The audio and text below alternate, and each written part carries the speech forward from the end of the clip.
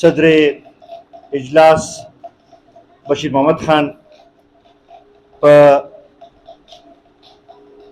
سټیج باندې موجود د کلي مشران، ما ته مخامخ ناست مشرانو، عزتمندو، السلام علیکم. زه ټولو کې اول خو د اجاز خان دوی او د هغوی د ټول له کورنۍ ډېر زیات مشکور یم او په دې باندې ډېر زیات خوشحاله یم چې زموږ دې کلي کې لږه تنازع روانه وه. الله تعالی هغه تنازع ښه طریقې سره حل کړه او زمونږ دا زاړه ملګري چې دي دا دوباره خپل کور ته واپس رالل، نو په دې باندې ډېر زیات زه مشکور یم. عزتمندو، دا کلی زمونږ ټولو مشترکه کلی دی. د دې عزت، د دې هر څه زمونږ مشترکه دي. په ډېر لږ وخت کې زمونږ دې ورکوټي کلي یو ډېر لوی نوم جوړ شوی دی. په دې کې دلته کې ناست دا مشران چې دي د دې ټولو قربانۍ دي. ډېر داسې مشران دي چې اوس موږ کې موجود هم نه دي، د هغوی قربانۍ دي. او بیا د شهید وطن حیات محمد خان شیرپا او د ملي رهبر جناب آفتاب احمد خان شیرپا قربانۍ دي. خو دا دې قربانو رنګ چې دی دا ټول مشترکه راوړی، مشترکه چې ټولو جدوجہد کړی، مشترکه همت کړی، نو هغې رنګ راوړی. نن زه په دې خوشحاله یم چې بیا یو ځل هغه اتفاق زمونږ همغه شانتې جوړېږي. څه خو په دې 2018 د الیکشن نه پس ته ډېر ملګري خپه وو، خو که اوس نن ورته ګورو نو یو لحاظ سره خم وه. لږ خلکو ته فرق هم محسوس شو چې څوک قوم سره مخلص دي، څوک واقعي د دې علاقې خدمت کولی شي، او څوک چې دی هغه تشې خبرې کوي. هغه شی ډېر واضح شو، ډېر فرق مخامخ ښکاره شو. عزتمندو، زه خاص کر دا دلته کې زموږ ځوانان چې ولاړ دي دوی ته دا ویل غواړم چې مشرانو سره کښېنئ او تپوس ترې وکړئ چې نن نه 30 کاله مخکې او 40 کاله مخکې زموږ څه حالات او بیا دا نن چې کوم صورتحال دی دیجی ته دا څنګه راورسېدو. ډېر لوی سفر شوی دی، ډېر لوی ترقي دلته کې شوې ده، د ډېر لوی مراحلو نه تېر شوي. لا نور هم ماله پته ده ضرورتونه ډېر دي لا اوس هم، خو د ډېر لوی دغه نه مونږ تېر شوي. په دې باندې سوچ کول پکار دي.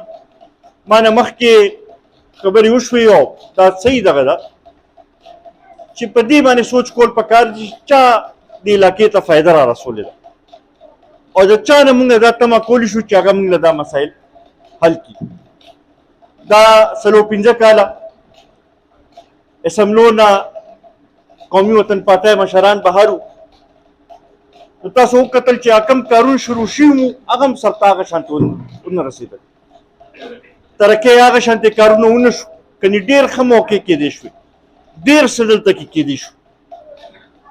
اوس دوباره رو هغه د ترقۍ سفر به بیا شروع کېږي، خو دومره به صبر کوو چې دا یو څو میاشتې زمونږ د کارکنانو دي چې دې کې به مونږ همت کوو، کور په کور، کوڅه په کوڅه دا پیغام به رسو چې که مونږ ملي رهبر جناب آفتاب احمد خان شیرپا کامیاب کو نو دا زمونږ ټولو کامیابي ده، دا د دې علاقې کامیابي ده، دا د دې د علاقې د ترقۍ د سفر آغاز دی.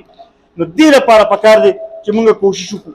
بیا ورسره خاص کر دې ځوانانو ته وایم چې هغه کروڑ نوکری چې چا وعدې کړې وي هغه خو تاسو ولیدل. اصل معنو کې وګورئ چې چا روزګار دلته کې ورکړی دی، چا صحیح خلکو ته روزګار را رسولی دی.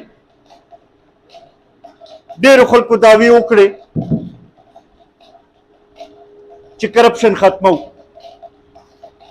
خو د هغوی په دور کې 1,00,000 روپۍ سکیل مونږ واورېدل، نو دې نه مخکې مو چېرته دا نه واورېدل. کم از کم د خپل کلي کې د خپل دې پاټۍ کې مونږ خپل تپوس هم کولی شو، خپل خبره هم مشرانو ته رسولی شو او دا تم هم لرلی شو چې او زمونږ مسایل به حل کېږي.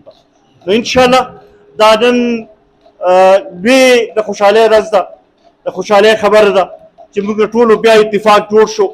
دا تمه به کوو چې اوس اعجاز خاندي ختمه شوي دي، اوس به لږ نور همت کوي، لږ نور کوشش به هم کوي. دغه شانتې نور ملګري کومو ملګرو چې دې کې کردار ادا کړی، چا په دې کې کوششونه کړي، د هغوی ټول هم زه ډېر زیات مشکور یم. د کلي د مشرانو هم زه ډېر زیات مشکور یم. د شاکر خان دي، د اعجاز خان دي، ټولو زه ډېر زیات مشکور یم چې دا سلسله روانه شو. او انشاءالله دا به پورې په ارام نه کینو څو پورې چې مونږ دا د شیرپو دا اتفاق او اتحاد چې دی دا همغه شانتې مونږ به حل کړي نه او دا سلسله مونږ مخکې روانه کړې نه. انشاءالله دا تاسو تسلي ساته چې مونږ د مشر په شا باندې ودرېږو، مونږ د هغه لاسونه مټې جوړ شو. نو انشاءالله بیا هغه به مونږ لپاره اواز به هم اوچتوي، مونږ لپاره زمونږ خدمت به هم کوي او زمونږ مسایل به هم حل کوي انشاءالله. زه یو ځل بیا ستاسو ټولو ډېر زیات مشکور یم. ما د پته ډېر لنډ تنګ وخت کې دا پروګرام کېښودلی شو، دا ټایم هم د سهار ټایم کېښودلی شو چې د اتوار ورځ ده او غم خادم ډېرې دي، د غم ډېر دی. خو د هغې باوجود چې تاسو دلته کې رالی، په ګڼ تعداد کې دلته کې رالی، کم مینې اظهار هم وکړو، زه ستاسو ډېر زیات مشکور یم. او انشاءالله دا تاسو له تسلي راکوو چې ستاسو د خدمت لپاره، ستاسو د مسایلو د حل لپاره به انشاءالله ورځ او شپه به لګیو او انشاءالله دا علاقه به د ترقۍ په لار روانو. ډېره مهرباني.